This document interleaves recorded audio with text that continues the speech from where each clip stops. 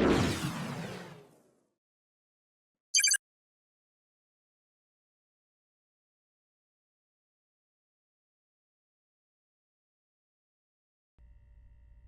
everybody, Jose Rodriguez here. You may have watched a video that I just recently uploaded about the Pro One and best practices when it comes to refilling those PGI 29 cartridges. They do require a little bit of work.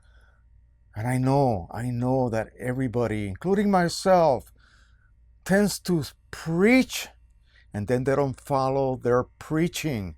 And I'm guilty of that. I have been working on all of the other printers and I've been neglecting my Pro One for a good number of weeks. And guess what? Today I decided, you know what? I better get off my hiney and print a nozzle check. Well, guess what I was presented with on my computer window? B200 error. Well, you know, I have an extra printhead. This is actually the second printhead that I have installed on this printer. I think I mentioned that this was not Canon's highest achievements as far as printers go. They do have some problems. No one has said anything, or they haven't, admitted to anything of the sort, but they tend to do. I could leave this thing, which I will not, but I could leave this thing off, say for 2 months, start it up, it'll run a cleaning cycle to pay me back for my neglect, but it will recognize the printhead, no problem whatsoever. Okay, it will not give me a B200 error like this one just did 10 minutes ago.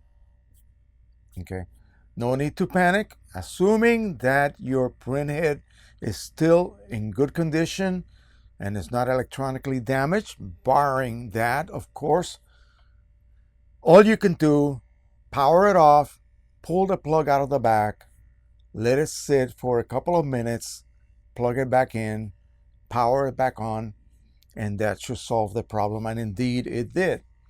It ran a cleaning cycle, of course, because I turned it off from the wall socket basically by pulling the plug out.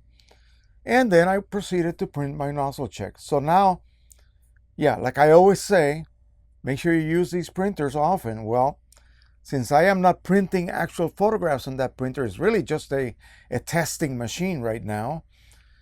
I went ahead and set up QImage to do that job for me.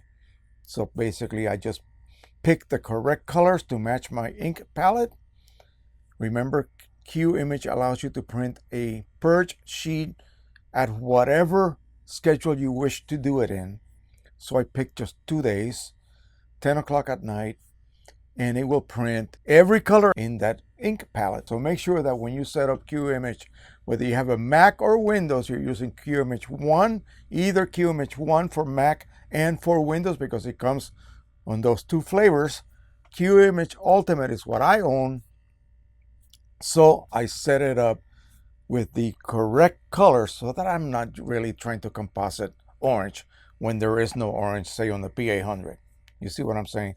So you pick the colors that you need to exercise, and make sure that you set your driver like you were printing with a profile.